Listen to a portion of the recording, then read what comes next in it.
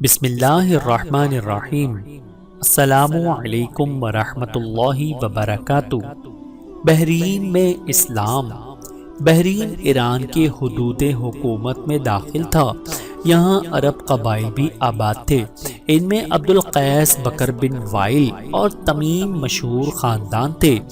عبد القیس کے قبیلے کے ایک شخص مقذ بن حبان ایک مرتبہ تجارت کے سلسلے میں مدینے آئے اور حضور صلی اللہ علیہ وآلہ وسلم کی دعوت پر مسلمان ہو گئے۔ آپ نے ان کو ایک فرمان عطا کیا۔ وطن واپس جانے کے بعد مقذ نے اسلام کو مخفی رکھا، لیکن ان کی بیوی نے ایک دن ان کو نماز پڑھتے دیکھ لیا اور اپنے باپ منظر سے شکایت کی۔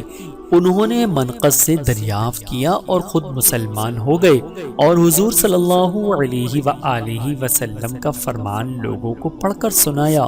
اسے سن کر پورے قبیلے نے اسلام قبول کر لیا۔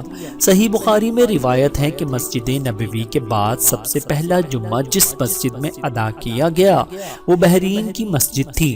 اس سے ثابت ہوتا ہے کہ بحرین میں ابتدائی زمانے میں اسلام کی اشاعت ہو چکی تھی۔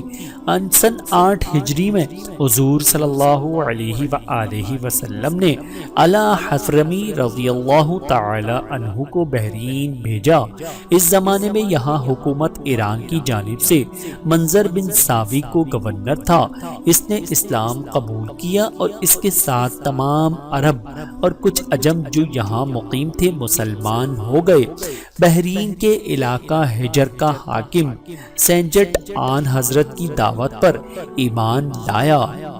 الحمدللہ۔